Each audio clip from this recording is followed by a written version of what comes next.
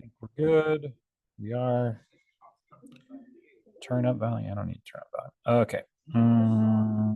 Share. Sure. I felt great to start with, and then slowly started degrading a lot. Okay.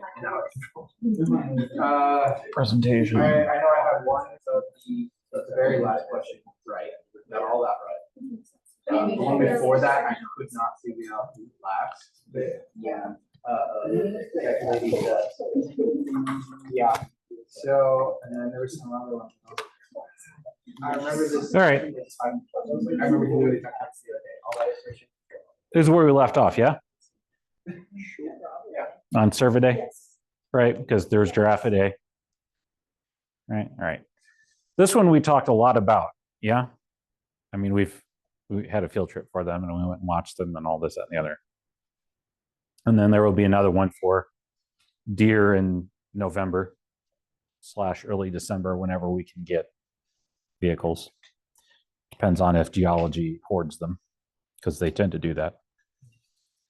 I know, it is rude. Very rude.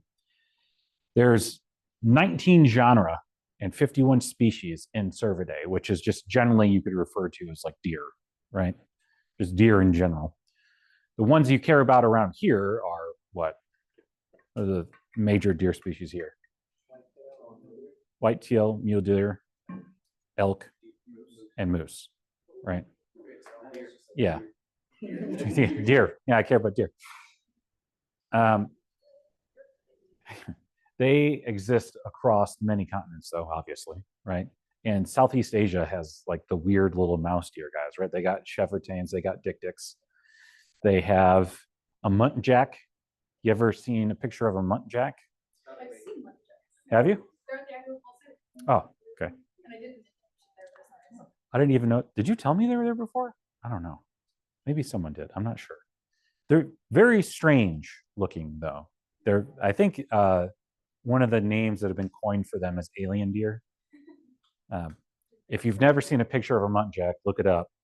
It's say what? I don't know what that is. Yeah. Yeah, it's so they got fangs as well, right? But then they have like weird antlers, and then they have like that nasal sensory olfactory organ on the top that opens, that's like a slit on either side. It's really cool, and it's really awkward at the same time. Kind of makes you feel like the little mouth out of Alien's going to come out of it and just start grabbing you, if you know what I mean. No? Which thing? The little alien mouth coming out to grab you? No. 1970s Alien, right? Okay. All right. At least you've seen some movies. All right. All males of deer have antlers, which is probably a proponent of what? Sexual selection specifically. Why is it not natural selection? There's absolutely no reason for survival that you would have them. You don't need them to fight, right? That's not necessary. You could fight by biting or kicking or whatever. So it's purely a result of sexual selection. Do you, since we're on it, do you know what Fisher runaway selection is, or no? Yeah, the idea of runaway selection. Okay. This is going to come up at some point, especially in evolution, if you haven't taken evolution yet. There's a concept called Fisher's runaway selection, which was coined 100 years ago now, like 1924 or 27 or something like that, so somewhere in there. It was in the 1920s, mid 1920s. And the idea is that sexual selection points are like so good for reproduction that you would expect them to keep getting more and more exaggerated throughout generations. That's what the model predicts. That's the whole idea.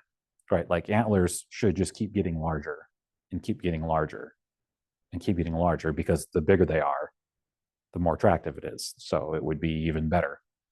But that's obviously not what you come to see. Any idea why?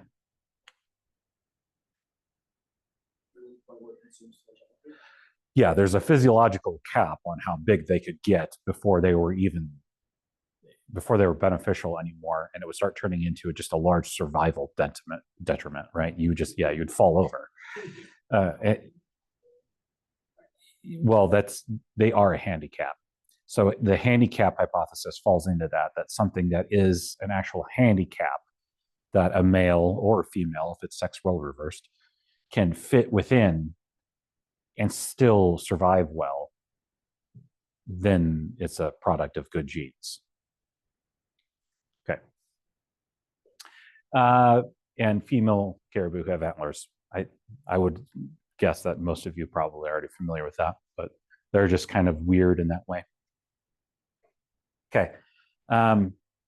Cervids have short antlers and enlarged canines. Some of them do, like dik-diks or chevrotains or muntjacs, which are very strange. All, for the most part, from Southeast Asia. I don't know what it is about the tropical rainforest in like Cambodia, Laos, Vietnam. What other country am I missing right there? Well, that's Vietnam, Laos, Cambodia, Thailand. I don't know what it is about those rainforests that just like produce small deer. I mean, we would consider them tiny for the most part. Like, I don't know what it is. Okay, antlers grow from front pedicles.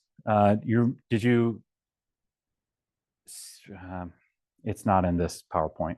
If you can, pull up the body plan one and look at skulls again and see where that's at on the front here, the front side.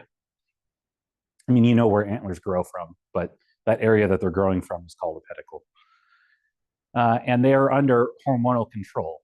Those hormones probably are what? Something like growth hormone. But if you had to take a guess, since this is part of sexual selection and it is a secondary sexual characteristic, what hormones do you think? Okay, for males, it would be testosterone, right? If it's sex role reversed, it would be estradiol. Yeah, specifically estradiol. Good. Why are they initially covered in velvet? Because it's blood flow, right? They're bones. If in the case of antlers, it's a solid bone, right? So it needs some kind of blood flow to get all the nutrients. Your bone itself is highly vascular, right? Because it's what makes your blood. So it has to be vascular, just otherwise, like, how is it making blood, right? But at the same time, it allows for rapid growth.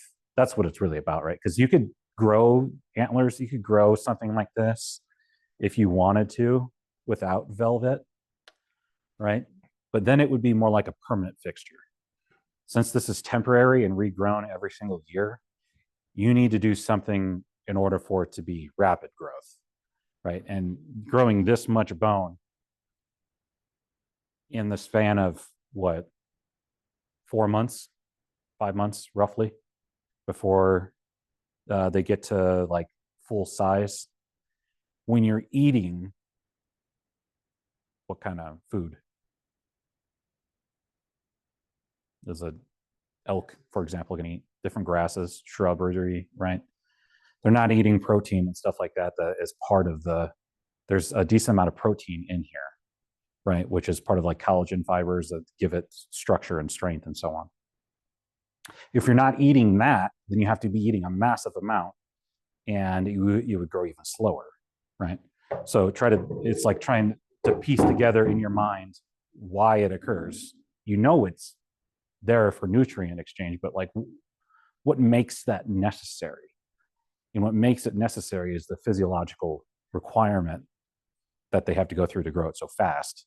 And then considering what they eat is not particularly high in protein. It's not particularly high in fats either, honestly. It's like mostly carbs and cellulose. So they have to convert that into this somehow, quickly. Okay. Up on the top right, up here, you got a male moose. That guy is probably the scariest terrestrial animal you would run into, honestly, except maybe if you run into a polar bear. That might be scarier. Or if you're walking around the Congo, maybe a gorilla. I wouldn't want to mess with a gorilla or get into their territory. That'd be bad news. But other than that, probably a moose. Down here is what? That's caribou. This guy is a muntjac right here. Look at these antlers. It's very interesting. Right here is where the sensory organ is, right on their forehead. There's also one in the next one. Yeah, right. This little slit that's right here. Yeah. And then that's just your normal Cervus canadensis elk, right? Or if it's in Europe, it's called a red deer instead, right? And that's a different species, which Yellowstone had that wrong sign. Yeah. And what's that species name? Elephantius. Elephas. It is Elephas. Yeah. Then there is. Are you aware that there's still wild elk in Pennsylvania? One of you, yeah. There's still wild elk over in Pennsylvania. They're still there. There's not as big as the elk over here. For what reason? Habitat fragmentation and degradation, both of those. When you mix both of them together, they just don't get as large, right? So it's the same species, but they're just what you would just call elk. And over here has been coined Roosevelt elk, right? Because this is where Teddy Roosevelt came to hunt big elk, is out in the American West because they were larger and all this and the other. Okay. Mostly they browse, but they'll graze as well, of course. And if possible, many cervidae species will engage in opportunistic omnivory, right? They'll pick something up. 700 to 800 kilograms. 800 probably being what? A moose, right? A male moose. Some species are gregarious, others solitary. It just depends on what it is. Moose, mostly solitary, right? White-tailed deer, the males are solitary for the most part. If you go out and try to find a male whitetail in July, it's going to be a lot harder than finding females, right? You'll find females walking around your roads or out in the middle of farmland or right next to timberline or something, but males, you're going to have to like climb up into the mountains to find them. There's a lot of whitetail over there next to Gray's Lake. If you know where Gray's Lake is at. And then some of them annually migrate. We went over the difference between that and dispersal, so hopefully you're good with that. No, if I ask you anything about dispersal, I will just assume, since this is a ologies class that's dealing with vertebrates and mammals, just assume that it's dispersal that is with animals, right? Not like seed dispersal. Okay. Here you have musk deer, one genus, 7 species. They're from Southeast Asia and they span the Middle East. I don't know if you know what Afghanistan's terrain looks like. It's like really mountainous, especially the northern and eastern part of Afghanistan. It's actually a really beautiful country. Really, really mountainous, really pretty. And then in the center of it, it turns into like a desert as it goes down to the west and such. These guys have coarse fur. Their musk glands are on their abdomen. They lack antlers, but they have saber-like upper canines, and they're agile, like extremely agile, kind of like an antelope, Thompson's gazelle, for example, or a pronghorn. Yes, enough to catch. Where was that again? That was in Yellowstone. Right, but where? That was our very last. Madison Valley.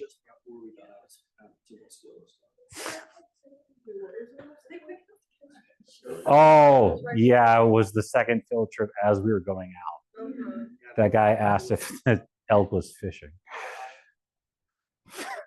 he asked something about he's asking something about like they like speared it with their antlers. Yeah. It was something crazy. Can you imagine? That would be incredible. We didn't tell him that. Yeah, I'm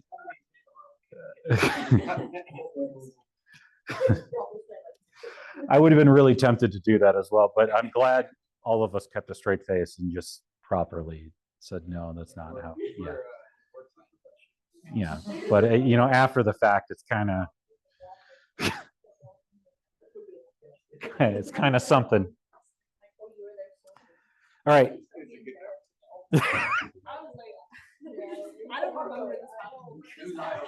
Yeah, it was, well, the worst part about it was he was like genuinely asking. He was really serious. And you could tell by his tone of voice and like the conversation and how it had been going. He was like, oh. He thought he was onto something. Yeah, like he really thought that was the case. And I was just like, no. It's not weird right now. He goes, no, that is weird. You're like, no, it's not weird. Yeah. All right. Bovidae. There's a lot of things in Bovidae, right? A lot of things that are there that you're probably more familiar with. There, bison, one of them, right? Name others. Bison. Cow. Ox, yak, wildebeest, right? We're good with the difference between bison and buffalo, yeah? What's the difference?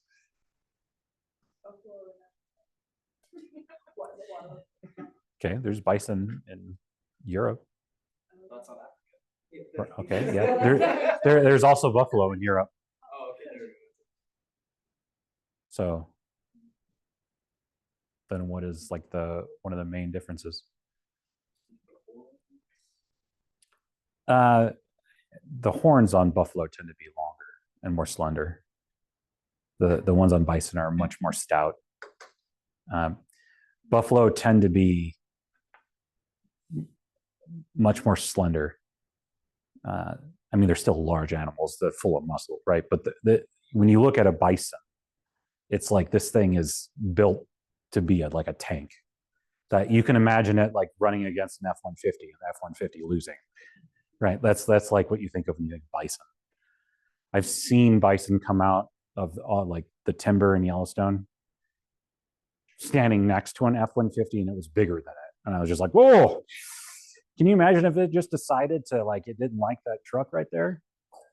That truck would just be flipped and done, Also for given the sources. Yeah. I'm not going to trust that too well. It's like not any better than Copilot. Okay, that's the main difference. Locale is one of them, right? You're not going to find bison in the African savanna, for example, right? That's not where they're at. Those are the main differences, though. Gigantic body size and horn structure. Physically, morphological difference. There's a bunch of behavioral differences, though. Okay.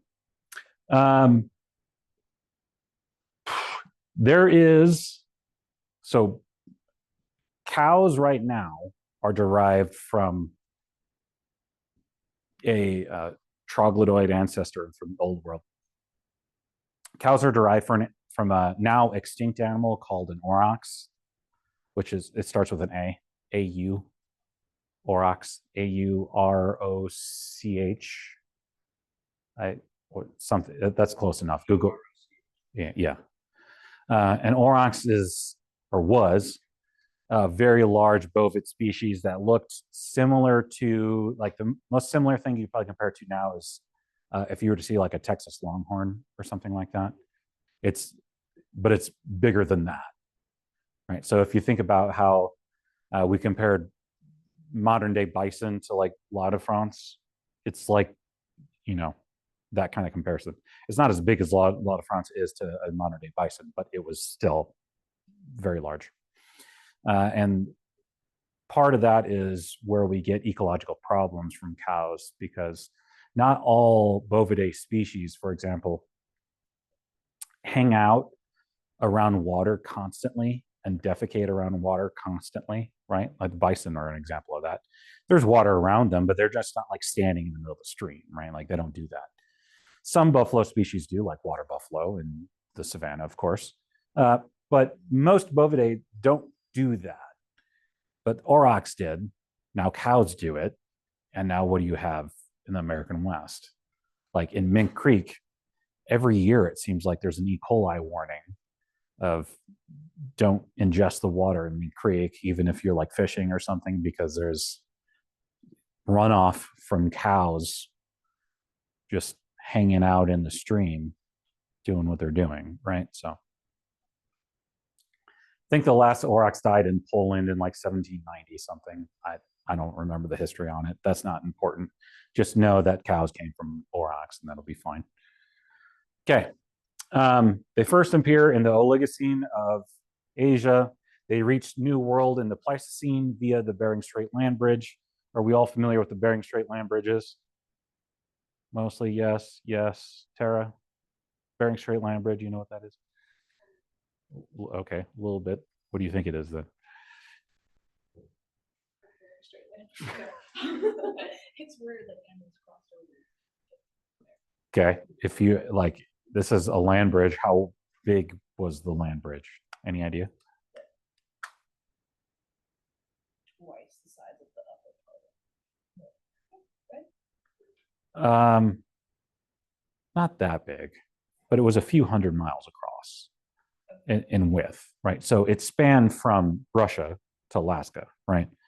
And you know what the Aleutian Islands are in Alaska? Okay, so those are the remains of the Bering Land Strait, right? That's what that is. They're just the top mountains of it. But if you were to recede the sea, then you would have the land bridge. It's obviously still there, right? It's just the sea's higher, the ocean's higher. Okay, so you take the Aleutian Islands and they come like in a slight U shape or like a curved line, right? That's where the land bridge is at. Essentially, it's like the southern border of it. It's actually up a little bit further, but it's in that same vicinity. And it was, I think it was estimated to approximately be 200 to 300 miles in width, connecting Russia to Alaska. You had many species coming over just through adaptive radiation. Most prominently to note, probably, which species? Okay, mammoths would be one. Humans, us. We weren't here then, right? Before that, we didn't exist here. Were other animals here already? Yeah, through what? Pangea, right? Pangea separating. They're already here. Okay.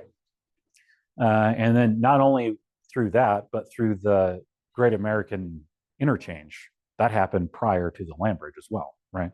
So you had Metatherians already going back and forth and Eutherians going back and forth before we even got here, right? Okay. Most of Bovidae is primarily grazing. Their teeth are exceedingly high crowned, which is called what?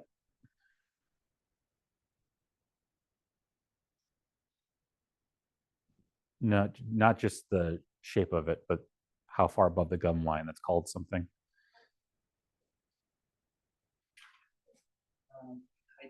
Hypsodont, yeah, right. So high crown equals H, hypsodont. Okay, you can do it that way if you want. It's the way I remember it is just if it's higher, really high crown, then it's hypsodont. Same way I remember which is pyrimidines and pyrimines in DNA. If you remember what those are. No? No. The pyrimidines are the ones that have a Y in it, cytosine and cytosine and thymine are pyrimidines. Purines are adenine and guanine. Remember. So what? Okay, that one you just have to remember. It gets replaced with or replaces thymine. Right? I don't have one for you on that one. That's just That's just a curveball. All right. In Bovidae, the canines are either reduced or they're gone, right? And in most of the Bovidae species you're going to find, they're gone, right?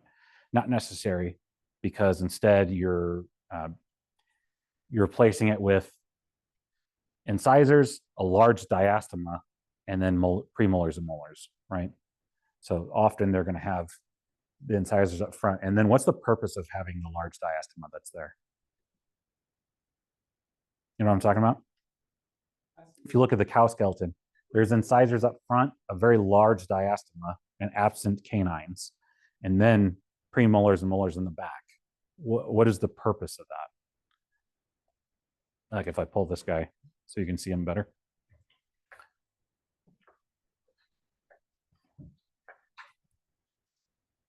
Okay, there's no teeth up front in this guy, but I mean, you're aware that in some bovid species, there's going to be teeth up here, right? And then a gap, and then the molars back. What is going to be the purpose of this large gap?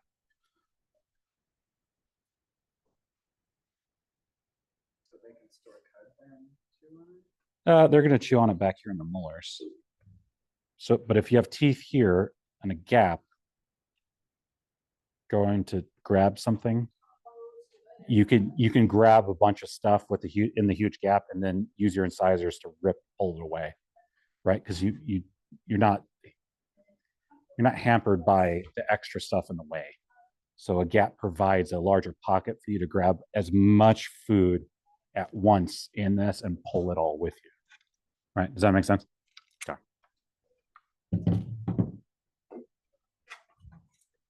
In many of them, their largest or lateral digits are reduced or absent. There used to be, once upon a time around here, a horse hoof that demonstrated this same thing.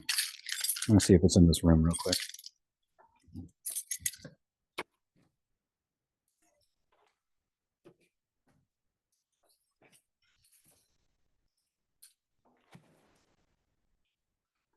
It's a bunch of bald eagles.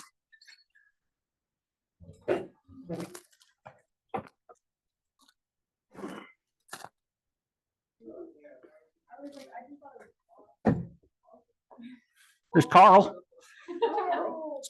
Well, I don't know. I'm calling him Carl. So this guy's now Carl.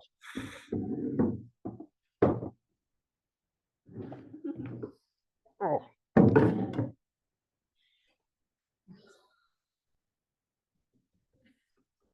That's probably got arsenic on it, but you know, well.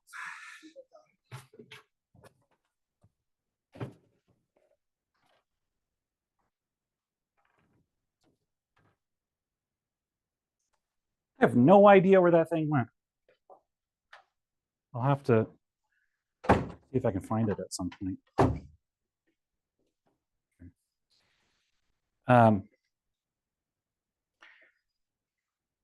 Yeah, I don't see it anywhere. You see a horse hoof hanging out around here somewhere? Yeah, I don't know. Maybe you took it. Who knows? I don't know what use you have for weird bones. All right. So essentially, what I was going to try to show you, you can see it in a horse hoof easier than you can in some bovids. But if you can imagine, like, they're standing on their middle finger, right, their middle digit.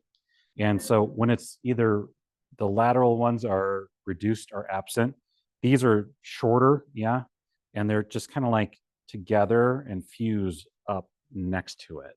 So you can see the hoof coming down, and then on either side, there's like a little ridge that's there. And those ridges are the digits on the side, just being severely reduced, but they're there. And the ulnus and radius is usually reduced and fused because you're going to turn that into a cannon bone, right? Okay. Bovidae are going to include many types of cattle, right? So we have made all of these different kinds. We're going to call them breeds, right? But are they a different species? No, they're not, just like dogs. Every dog is the same species as another dog, right? An Irish Wolfhound is the same species as a Chihuahua. Yeah, and you could get them to interbreed. You could breed a Chihuahua and an Irish Wolfhound. artificially. I mean, physically, that's not going to work, obviously, right? Yeah. I mean, I would kind of like to see it the other way, just to see how that works. Does it for sure kill the Chihuahua? Or, I don't know. I'm willing to sacrifice a Chihuahua to see. Actually, they're actually pretty nice as long as people actually train them. It's just people don't train little tiny dogs. Yeah. Yeah, for the most part. Yeah. There are bad birds though. Stupid killdeer. I hate. Anyways, these guys up here. You've probably seen a bunch of, well, you live in Idaho. You've definitely seen a bunch of different cows, right? This is what you typically think of for cow though, yeah? Is it this or like this guy? This, where's it even at? Right here. This is kind of what you think of as well? It's like yeah. I think the first thing is one of Yeah, it is. Well, this is because what people think of when they think of cow, they think of a spotted dairy cow, right? Are we aware of what the dairy industry is and does? Yeah, it's not great. It's kind of cruel, but I really like cheese, so it's fine. Right, particularly Parmesan, but we need cow milk for that, so here we are. These, could you eat them? Sure. Do people typically eat them? Not until they're done with their work, kind of thing, right? It's kind of like a Clydesdale horse. You're not just gonna like kill a Clydesdale horse for its meat or something, right? They're working for something. They're pulling, whatever. And at any rate, all of these are bred through artificial selection. Yeah. Have you ever had, and I wonder if this is the case for you guys or not, have you ever had conversations with people where you start talking about some kind of science and they're like, well, I don't really believe in evolution, but their family are ranchers or something of similar sort? They like live on a farm. And it's just like, okay, do you have different kinds of cattle? Yes. So you do believe in evolution? No. Right. But it's like, okay, but explain to me then. And then it's just like brain exe stop working. And then it's just like you made these through evolution, through artificial selection. So obviously it exists, right? And then you get in the whole conversation about macroevolution versus microevolution, which is dumb. But, all right, here's an aurochs right here. Wild ancestor to your cow.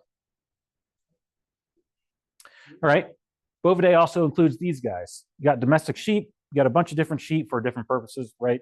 Lamb is good, actually, it's very good. Lamb chops, great. Herb crusted lamb chop, awesome. I've never had goat. I would love to try it. I've had squirrel, not goat. Is it good? Yeah. Yeah, I would love to try it. Have a nice cookout at the end after finals and grades are in. I'll have a.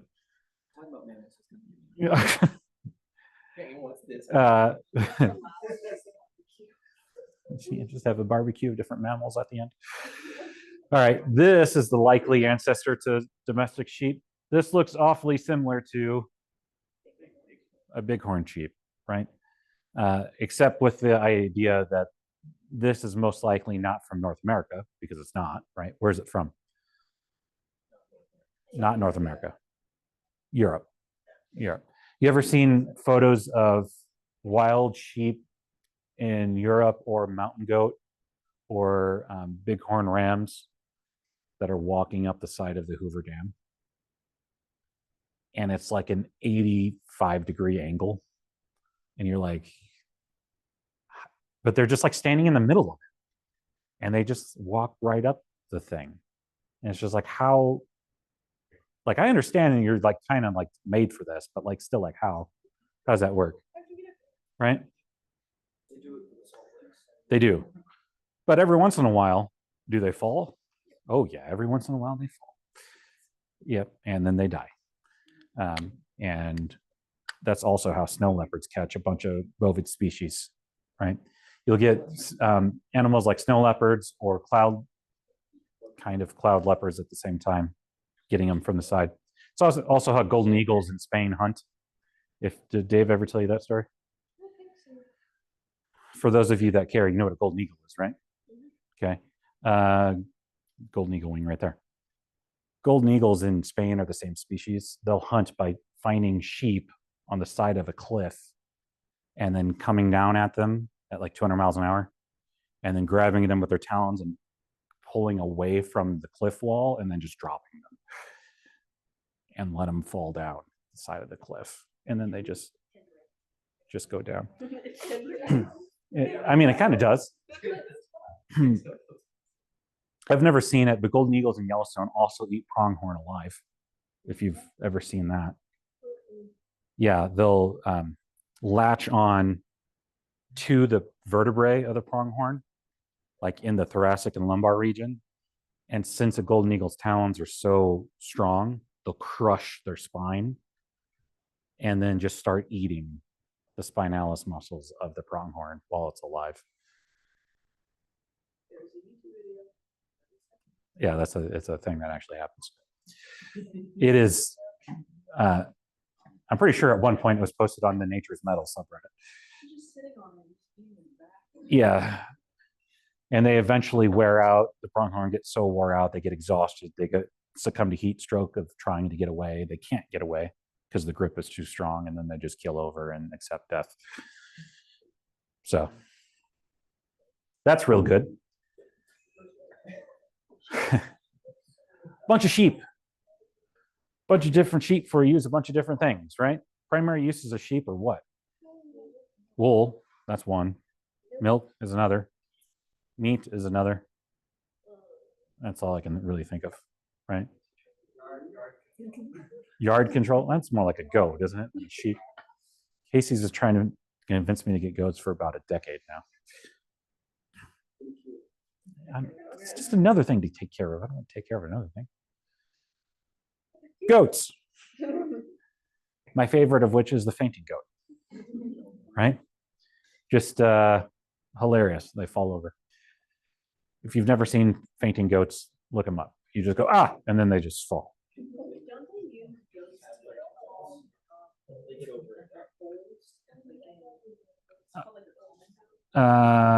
Maybe?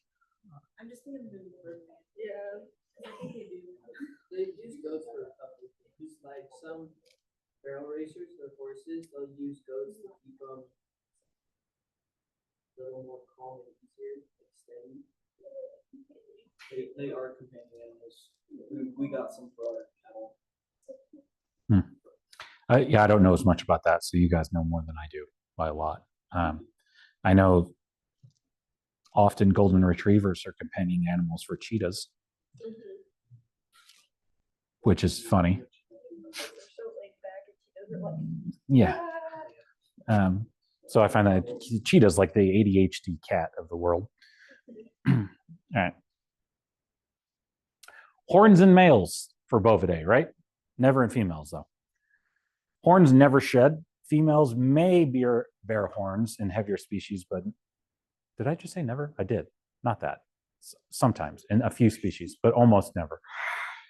Almost never. Yeah. Never, it says horns never branch. Yeah. Almost never is what I meant to say. How many times am I don't know. It doesn't. All right. Yeah, we're good there. Here is what we tried to see in Yellowstone. These guys, they're very elusive, though. They're hard to spot. 4? You've seen 4? Oh, did I ask that? No, I mean, how many times am I going to mess up? Just, 20 times in a day usually, so it's fine. Yeah. Hopefully weather is good and we see these guys breeding outside of Jackson. Anyone ever seen the rut for these guys? This is just a day trip.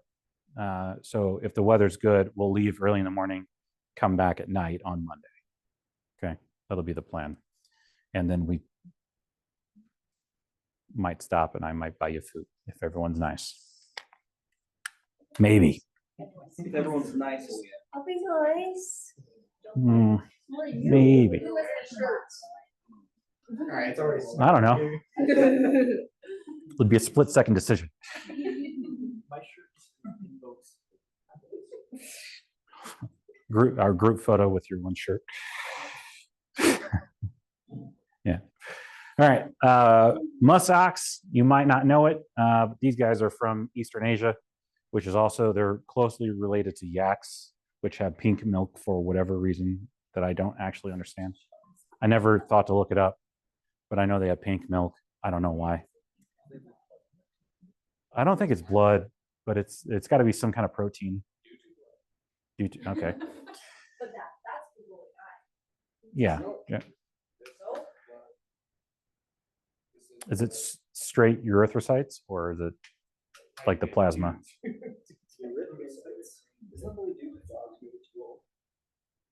Huh. Okay. What is this guy? Greater kudu from, yeah, definitely Africa. Particularly Savannah or Serengeti. Any idea? Serengeti. You know what the difference between a Serengeti and a Savannah is? Okay. Larger rocks. All right. Yeah. Fair. Precipitation would be like the major difference, right? Which then leads to a different collection of fauna and flora that are there, right? Okay. Plants are the thing that make up the ecosystem from the ground up. Yeah. Okay. Don't know much about these guys other than they're part of Bovidae. They are also in the Serengeti. And these guys, I don't know, like all of these guys here, they live in very close proximity to one another from where they're at. So there's a bunch of different bovid species that live in the Savannah and Serengeti. And they all subsist with one another. So they're obviously occupying different niches that are there, right? Their diet will be slightly different. But all of these are, especially a roan antelope, I know this one, they're really involved in the conservation effort within Africa. Particularly like Carl Mitchell that was here. He went to South Africa and hunted. I already forgot what he told me he hunted. It was whatever, right? But you pay big bucks to go there and hunt on like a game reservation or whatever. Wildly expensive. You don't really get to keep the meat, but all the profit that's made, or a lot of the profit that's made, goes back into conservation efforts for things like rhinos and elephants and lions and stuff like that, to try to keep the ecosystem that Africa has together. So, you know, one thing of trophy hunting isn't necessarily good if you're just killing something to kill it. But if you're going to then put a $20,000 price tag on it, and then 15,000 of the dollars goes back towards the conservation of the, you can kind of justify that a lot more, right? So, all right, that's it. Yeah. Okay. I'll see you guys Friday. Yes. Impala. Yes.